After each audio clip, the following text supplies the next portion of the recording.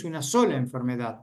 Decimos que es sistémica porque abarca múltiples aparatos y sistemas de la economía, es decir, del cuerpo humano, y es dinámica porque lo que hoy es un dengue tranquilo, dengue clásico, que va evolucionando bien, de pronto comienza a complicarse, aparecen lo que denominamos signos de alarma o de alerta y termino con un dengue grave. Entonces, esto es lo que nos interesa saber, que es potencialmente evolutivo. Yo estoy acá y de pronto empiezo a estar acá en el medio, en la región de la alerta, y de pronto, si no me detienen este alerta, paso a tener un dengue grave o muy grave y puedo morir. Y algo interesante, Eric Martínez es uno de los principales expertos mundiales, cubano. Él comenzó allá en el 77 su experiencia con la primera epidemia en Cuba del año 77 y la segunda, que fue la del año 1981, donde tuvieron una importante incidencia de dengue hemorrágico en el 81, y Cuba aprendió mucho al manejo del dengue. Después lo erradicó durante 3 décadas y lamentablemente hoy también tiene en circulación nuevamente. Es muy difícil combatir a Aedes aegypti sin duda. Y como decía él, es incorrecto decir que el dengue y dengue grave no tienen tratamiento. Lo que hay que hacer es una clasificación de los pacientes, eso que llamamos el triage, cuando llegan a la guardia, a la consulta, reconocer precozmente esos signos de alarma o alerta que mencioné, para de esta manera ir por delante de las complicaciones y decidir las conductas terapéuticas más adecuadas, que en resumen se trata de hidratación adecuada, que suele ser, a partir de tener signos de alarma o de alerta, hidratación por vía endovenosa. Puedo estar internado o puedo estar en una sala de rehidratación, y una parte de los pacientes, después de 6 a 8 horas de una correcta hidratación, pueden volver al domicilio, por supuesto, siguiendo una hidratación por vía oral adecuada, con pautas de alarma, ¿verdad? Por si vuelve a haber una recaída, en el sentido de otra vez tener esas 4 pautas de alarma que vamos a ver al final. Pero yo puedo hacer, en definitiva, una suerte de parate, de stop a la progresión al cuadro grave, que si no lo hago bien va a llevar al paciente, si tiene suerte, a terapia, y si no, también a fallecer. Y entonces esta clasificación que empezamos a utilizar en el 2009, que cambió en el mundo la mortalidad, hoy hay menos mortalidad que antes del uso de esta clasificación, justamente porque el reconocimiento de esto que está en el medio, que son los signos de alarma, permiten poner esa parada, ese stop acá, y evitar la progresión al grave. No quiere decir que lo pueda hacer con el 100% de los pacientes, porque a veces, por diferentes razones, el paciente ya llega en situación de dengue grave. Pero recordemos que una parte de lo que vemos como pacientes con dengue grave que tienen que ir directamente a terapia intensiva son personas que no consultaron hasta el momento en que progresaron, no tenían alerta sobre estos signos que podían aparecer, no estaban realizando una hidratación adecuada en el domicilio por vía oral. Entonces, cuando llegan con un cuarto, quinto, sexto día de enfermedad, van a terapia, pero podían haber sido parados antes de haber tenido esa alerta. Y esto es lo que estamos mostrando. Hay un momento que denominamos la fase crítica, ¿sí? Que es acá, alrededor del tercero al sexto, a veces se corre del cuarto al séptimo. Para la inmensísima mayoría de los pacientes, una vez que superaron el día 7, ya entraron en la convalescencia. Superado el día 7, el paciente no tuvo complicaciones. Día 8 arrancó la convalescencia. Un poco el dengue clásico, siempre puede haber algo fuera del libro. Son 7 días para un dengue clásico y alrededor de 7 días la convalescencia posterior.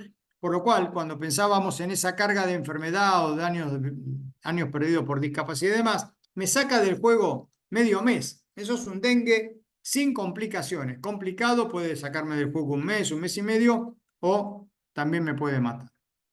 Y entonces lo importante es que entre el tercero y cuarto día habitualmente es donde aparecen estos que son los signos de alarma, que los debo reconocer para rápidamente tener la hidratación adecuada. ¿Cómo pienso en dengue? Motivo de consulta para la inmensa mayoría. Hay excepciones, siempre hay excepciones en medicina, pero en principio la fiebre es lo que genera el debut del inicio del cuadro.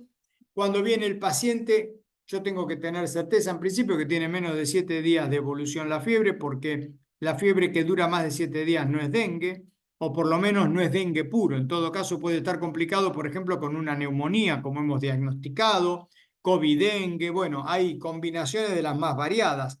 Tenemos en Rosario algunos casos de dengue con chikungunya, por ejemplo, que están este año ocurriendo, porque está circulando chikungunya en la Argentina con un número muy acotado, no más de 250 casos registrados. Uno de los epicentros es Rosario y ya han diagnosticado la coinfección chikungunya dengue en el mismo paciente, chikungunya, perdón, COVID-dengue, el famoso COVID-dengue que aprendimos en el 2020, o neumonías en pacientes que debutan con un dengue, pero ya tienen una neumonía de base, ¿no? Por otra razón, por otro patógeno. Entonces, cuidado, ¿no? Siempre el dengue se acepta menos de 7 días de evolución, pero puede haber comorbilidades. Y lo otro es que el dengue per se no compromete la vía aérea superior, eso es un dato importante. Pero a veces el dengue se presenta ya con fiebre, más algunas cosas porque ha progresado, como tener un cuadro cutáneo, que lo puede dar en la primera, en los primeros 3, 4 días de comienzo de la fiebre y viene con un exantema, con unas lesiones cutáneas, ¿sí? Que son diferentes a las lesiones cutáneas o la erupción cutánea que aparece después de la disminución de la fiebre. Son dos expresiones clínicas diferentes. Puede venir ya con hemorragias, está complicado, puede venir con un compromiso del hígado, entonces estar amarillo, ¿verdad? Puede venir con muchos dolores articulares y acá el diagnóstico diferencial va a ser con chikungunya, o puede estar coinfectado con chikungunya o tener trastornos neurológicos. Recordamos los signos de alarma. Estos los tenemos que saber todos en la población y el equipo médico. Dolor espontáneo provocado de abdomen, vómitos persistentes, sangrado de cualquier mucosa, incluyendo un sangrado ginecológico no esperado, ¿verdad? Que no está dentro de lo que es el periodo menstrual, pero así todo, la posibilidad que una menstruación en tiempo adecuado, esperado, ¿sí? Pueda tener que ver con algo relacionado con los trastornos plaquetopénicos o con la evolución de un dengue, hace que si una mujer está causando un cuadro de dengue y está justo en el periodo en que debería menstruar y empieza a sangrar, tiene que ir a la consulta. ¿Sí? Más allá que diga, no, estoy en el periodo menstrual, sí, no importa, pero estoy consangrado, tengo que ir a la consulta. Y por último, lo que llamamos trastorno del sensorio, sea porque estoy tontón, aletargado o estoy irritable. Esto lo tenemos que conocer porque consulta inmediata, hidratación por vía endovenosa inmediata, hacen que buena parte de los pacientes con esto que llamamos la resucitación hídrica retrotraigan todos estos signos y el paciente pueda ser rescatado 6, 8 horas, a veces hay que dejarlo 24, 48 horas internado en sala general y difícilmente alguno de ellos pase a un cuadro grave. Consulta inmediata. Tenemos que tener preparado lo que ya dijimos, el tamizaje, el triaje adecuado de los pacientes, las salas de rehidratación para poder devolver al paciente a su domicilio. Y por último, 3 cositas más. Para el diagnóstico, primero es la sospecha clínica junto con la epidemiología, está viendo circulación o no, el cuadro clínico es compatible. Pedimos un laboratorio general donde siempre buscamos plaquetas y glóbulos blancos que suelen bajar en dengue y esto me ayuda indirectamente. Y el laboratorio específico que no se hace en medio de la epidemia a todas las personas. Se hace en 1 de cada 10, 1 de cada 20, 1 de cada 30, dependiendo del quantum, digamos, del poderío que tiene la epidemia. Ya no le podemos hacer a todos el diagnóstico específico. Recuerden que esto nos pasó con COVID también. En cada una de las oleadas de COVID no podíamos estar haciendo PCR a todo el mundo. Entonces, al comienzo sí se le hace a todos, después ya se va cambiando el porcentaje, 10, 20, 30% dependiendo. El tratamiento ya quedó claro, básicamente es hidratación, es reposo, el uso de paracetamol, entre paréntesis. Si tengo mucha fiebre, dolor, no está remitiendo claramente con el paracetamol, podemos usar dipirona. La marca comercial que me permito mencionar es la que no conozco otra yo, que es la Novalgina. La vieja Novalgina, que en Argentina se usa muy poco ya, pero se sigue produciendo y vendiendo de todas maneras, se puede utilizar en dengue. La escuela cubana y la escuela brasileña nunca dejaron de utilizarlo.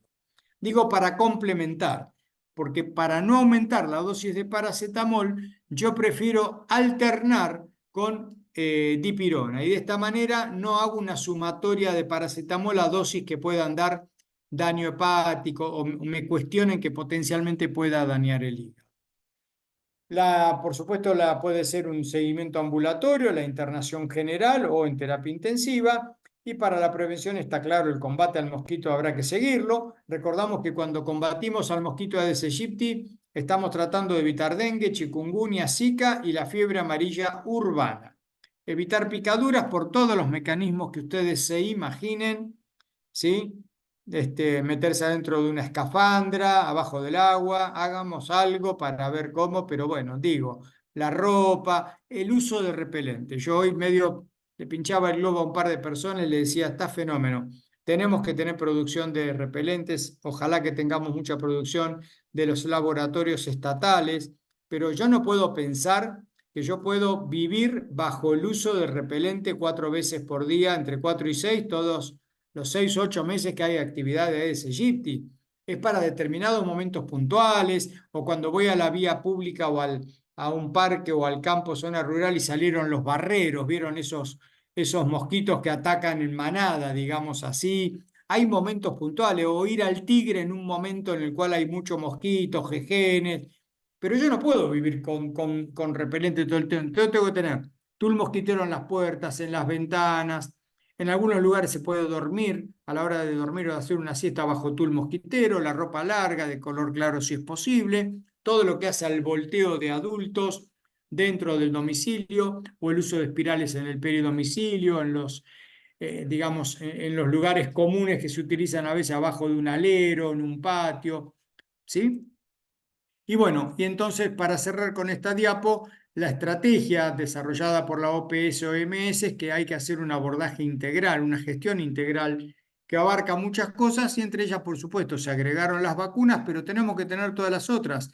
El monitoreo epidemiológico, el manejo de los mosquitos, cómo tenemos el medio ambiente para evitar que haya mosquitos, la atención al paciente, la respuesta fundamental en conjunto con tener laboratorio adecuado para diagnóstico general y específico y veremos dónde tenemos el lugar que ocupan las vacunas. Listo, doctora Lilian. Acá termino de compartir. Bueno, genial. La verdad que nos has hecho un panorama. Tenemos que sacar la primera conclusión, que no es un problema, además de Milei, tenemos dengue, que no es un problema argentino nada más, sino que es un problema del mundo, ¿no, Tomás? O Sí, y sea, que esto, básicamente Eric Martínez también siempre enfatizó en sus escritos que el gran condicionante de mayor impacto lo da la pobreza. Más bueno, pobreza, más dengue.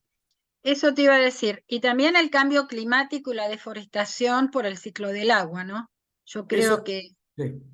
Pero porque la pobreza, a ver, donde hay mucha pobreza, en los bolsones de pobreza, potencialmente hay más criaderos de claro, Aedes. Si hay más criaderos, más mosquitos, más probabilidad de transmisión.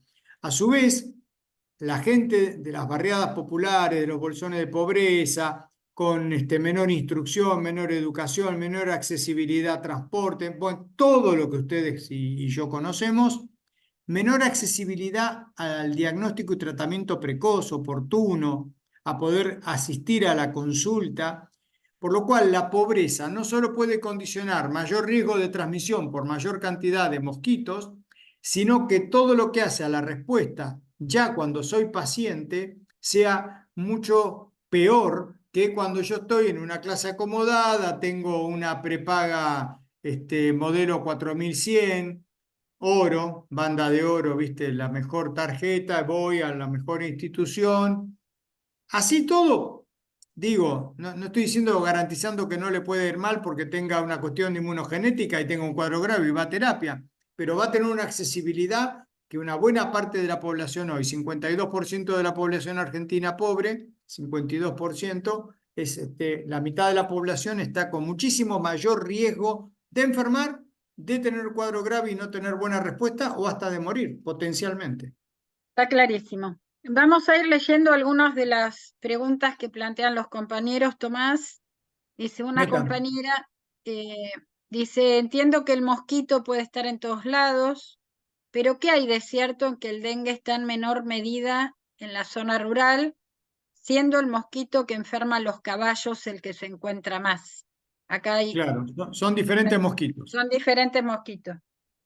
Lo que pasa es que el de los caballos también se llama Aedes, pero es Aedes albifasciatus, que es diferente a este que es Aedes aegypti y diferente los dos estos al que dijimos que está en Misiones, que es el Aedes albopictus o tigre asiático importado hace 35 años, 37. El Aedes aegypti es un bicho fuertemente urbano, domiciliario y le dicen mosquito mascota. ¿Sí? Es una cosa que, miren, vieron que el famoso Enseñando Aprendo, eso era de Pichón Rivière, que fue un famoso ¿Eh? psicoanalista médico argentino, ¿Eh? que es Enseñando Aprendo, ¿no? También creo que eso venía desde Platón, me parece, pero bueno, en el Pichón hablaba del enseñaje, ¿no? La mezcla de enseñanza y aprendizaje, nunca es una sola, siempre está el mismo que parece que está enseñando, está aprendiendo y viceversa. El que parece que está emprendiendo también está enseñando. Y eso lo aprendí hace un mes, ¿no? Recordaba haber escuchado mosquito mascota. Y es muy buena porque es la definición. La mascota está con el ser humano, básicamente. Entonces, en la zona rural puede haber, claro que puede haber Aedes aegypti. De hecho, en muchos lugares se producen cuadros de dengue en brotes, digamos, localizados en áreas rurales, porque el mosquito llega, se instala, yo le doy la posibilidad de tener criadero en una casa alejada a 10 kilómetros de un casco urbano y lo puedo tener en esa casa.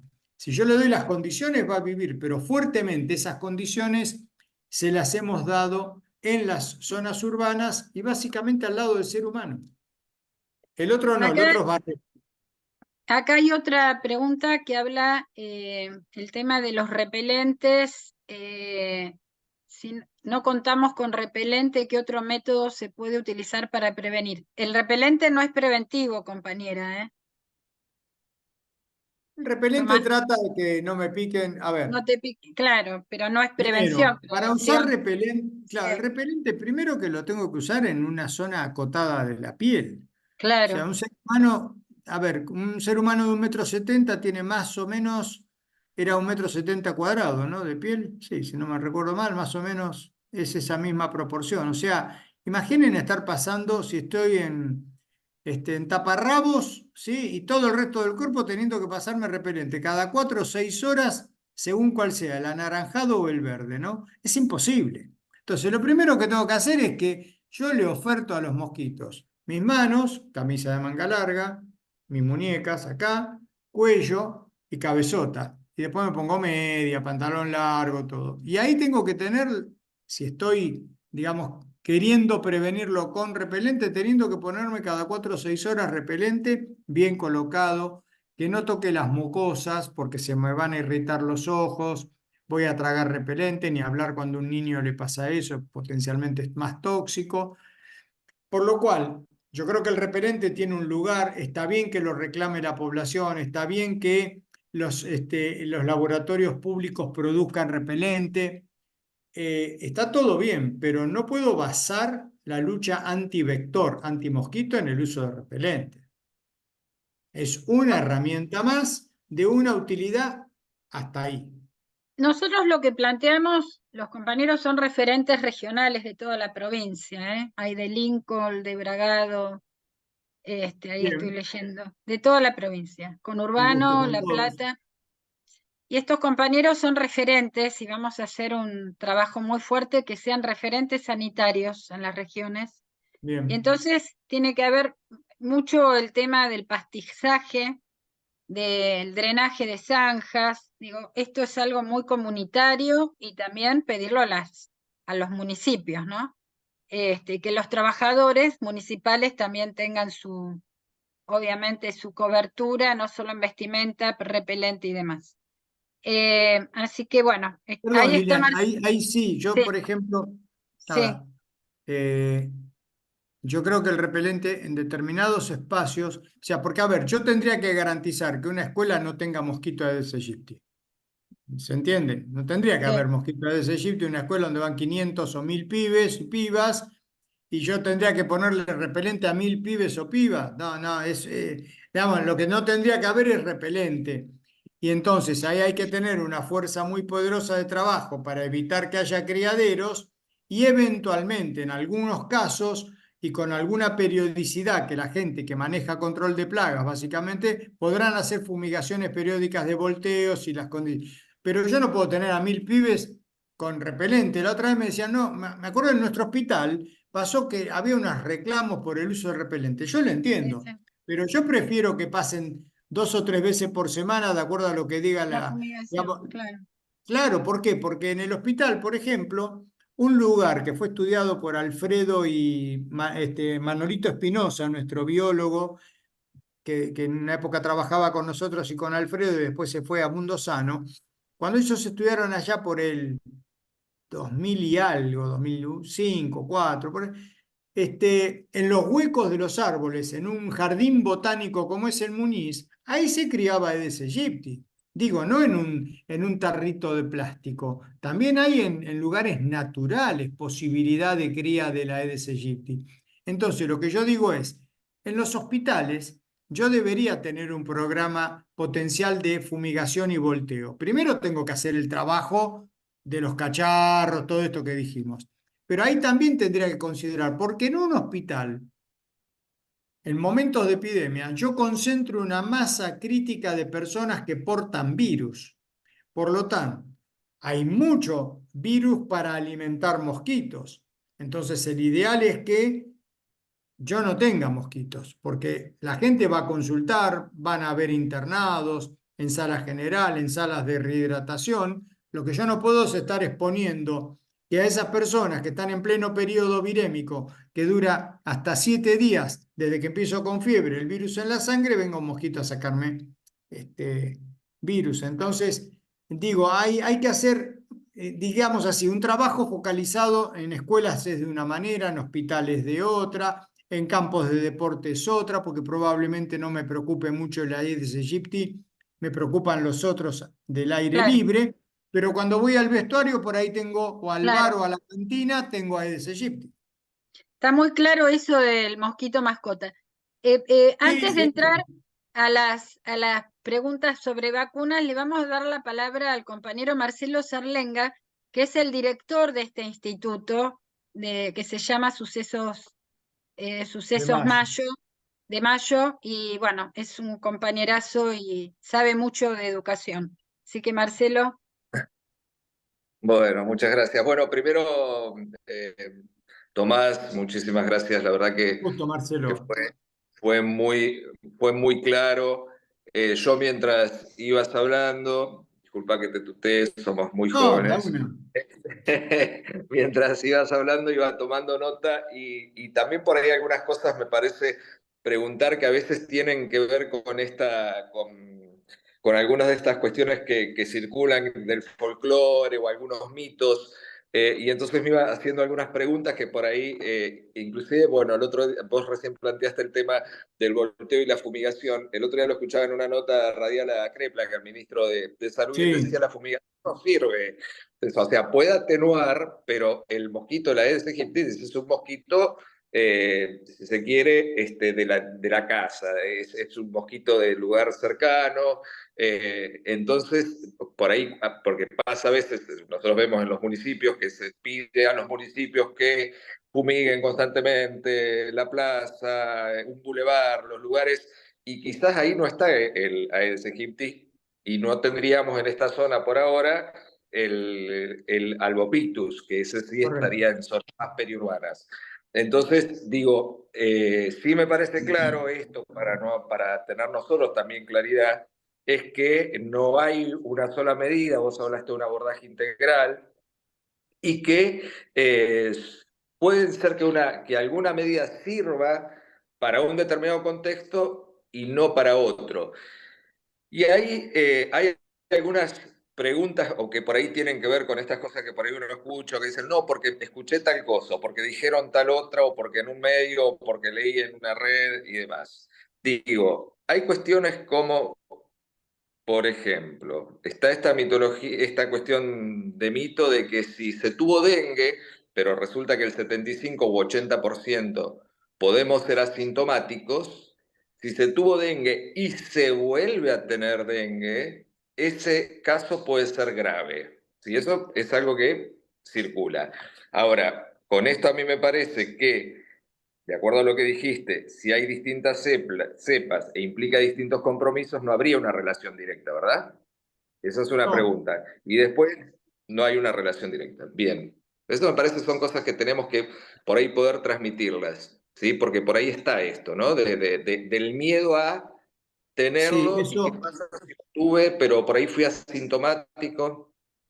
eso está muy bien que lo pongas a discusión, porque eso es algo que yo considero y vengo diciéndolo hace más años de lo que ahora salió como evidencia. Digo más años porque cuando uno mira una infección que puede dar como ese trabajo que mostré, 400 millones de infecciones, de las cuales 100 millones tienen síntomas, pero de ahí bajo que los graves son 5% nada más. En lugares como Sudeste Asiático, India o América Latina, donde ha circulado durante 50 años, la segunda infección es algo probabilísticamente fantástico, tener una segunda, pero para cualquiera. Entonces, si fuera tan importante la segunda infección, ¿por qué los números no me muestran eso con mayor carga de enfermedad de graves? Eso era algo que a mí, desde ese trabajo hace 10 años, cuando salió, me daba vuelta y lo decía, pero el descubridor de la teoría de la segunda infección y cómo se produce una secuencia de eventos que pueden favorecer que aumente la cantidad de virus que tengo en la segunda, bueno, ha sido un defensor que ha logrado meter fuertemente esto y el equipo de salud en los últimos 25 años lo hemos metido en la cabeza de la gente y es un error garrafal, porque lo único que hemos metido es miedo. Entonces, hemos visto de las cosas más insólitas por ese miedo, pero que hay que darle marcha atrás a eso, porque en todo caso, la segunda infección, yo pongo los dos, ¿vieron los platillos de la balanza?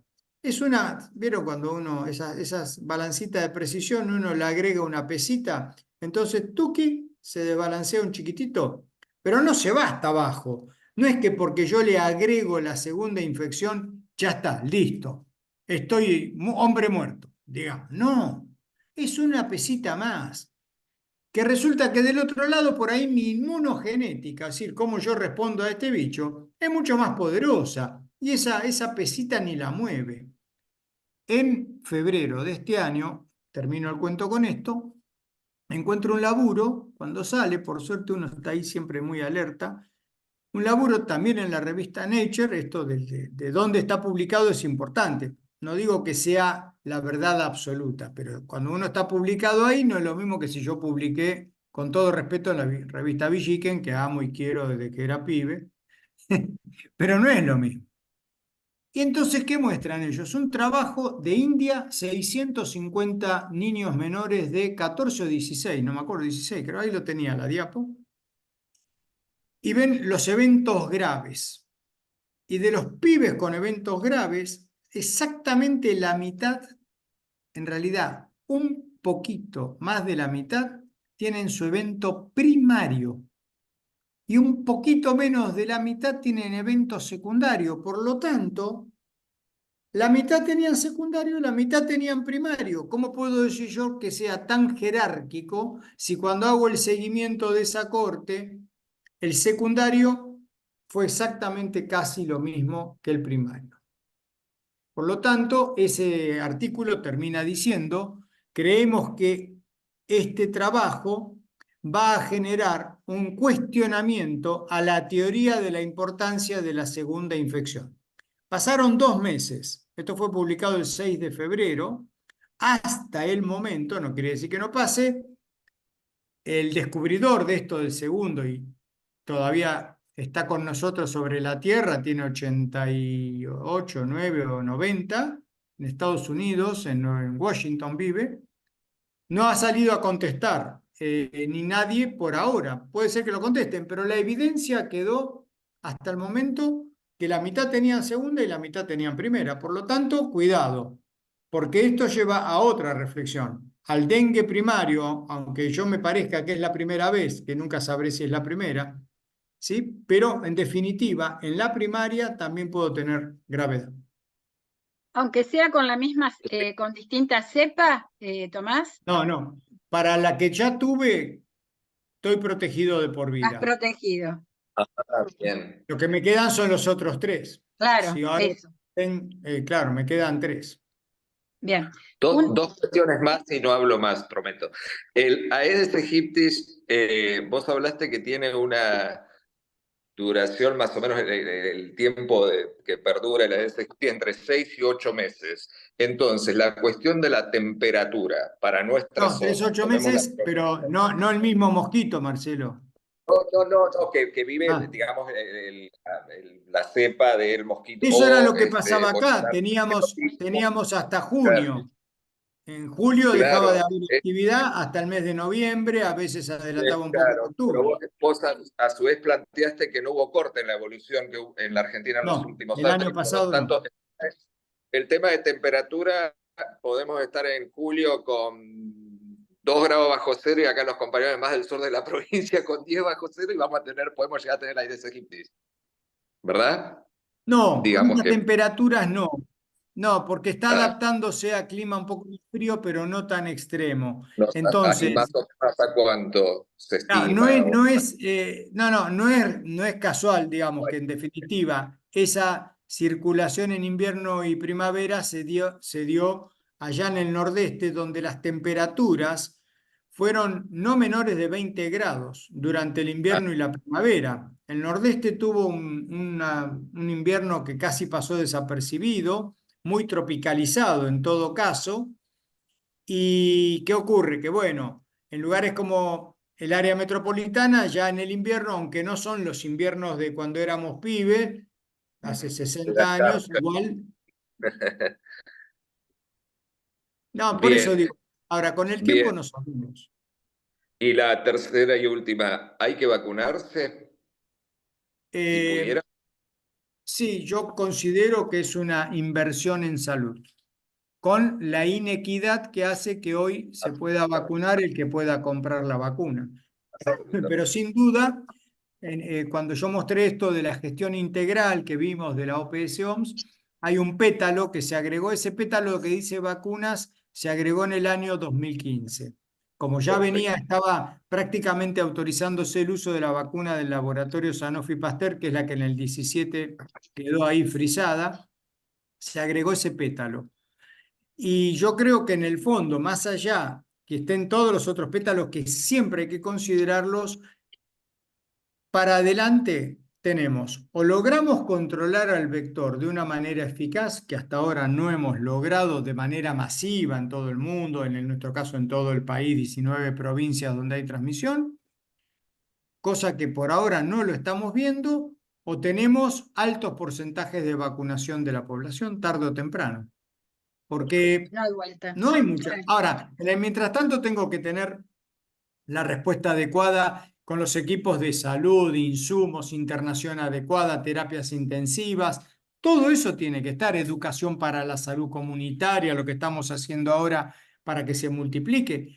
Pero yo sigo expuesto a tener dengue, entonces puedo tener dengue vacunado porque protege esta vacuna y la que viene, más o menos va a ser parecida, protege a 6 de cada 10 para tener cuadro sintomático, pero protege casi a 9 de cada 10 para evitar internaciones y cuadros graves.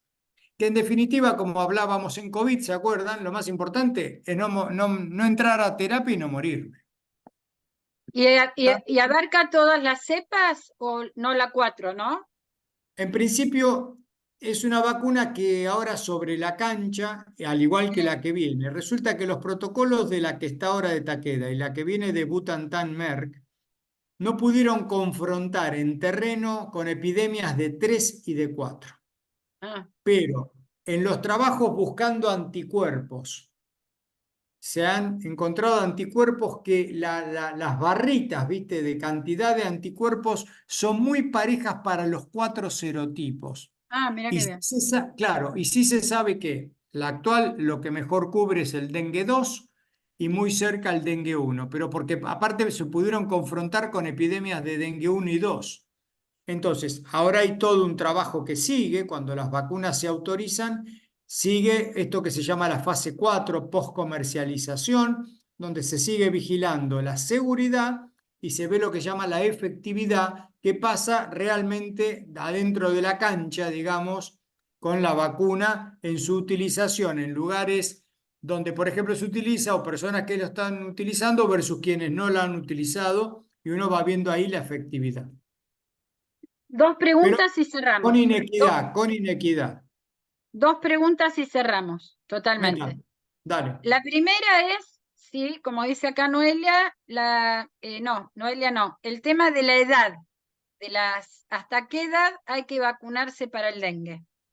Bueno, otra cosa que se ha generado una confusión que nosotros, parte, no yo en este caso, pero que es así. La autoridad regulatoria de nuestra nación, que se llama ANMAT, la aprobó, al igual que ya había sido aprobada en el Reino Unido y en los 27 países de la Comunidad Económica Europea, para darla desde los 4 años y sin límite de edad.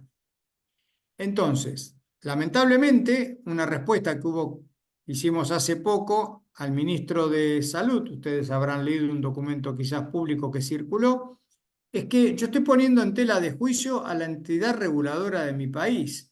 Yo tomo un medicamento y fue aprobado por ANMAT. Y si a una persona o a mí mismo hay que ponerme un stent, lo aprobó la autoridad regulatoria de mi país. Y si me van a hacer una resonancia magnética, lo aprobó a ese resonador la autoridad regulatoria. Entonces, si yo digo que los estudios no están terminados, que esto, que el otro, todo lo que se dijo, incluso desde el nivel presidencial, yo estoy poniendo en duda a la autoridad regulatoria y todo lo que nosotros hacemos en salud en la Argentina.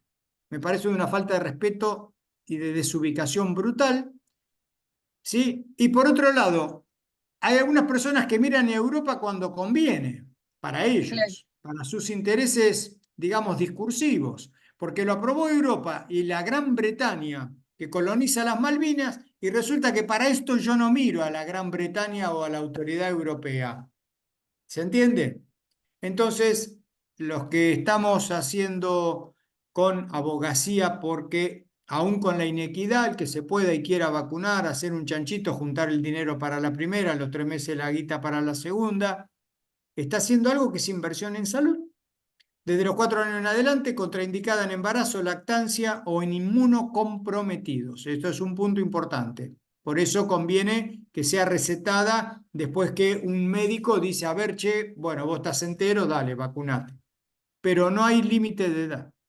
Y la última, y con esto cerramos porque, bueno, manejaste desde La Plata, estuviste desde las 3 de la tarde en una reunión, estás muerto, igual te entusiasmas, porque uno se Sí, sí, entusiasma, sí. ya te conocemos, te conozco, ¿va?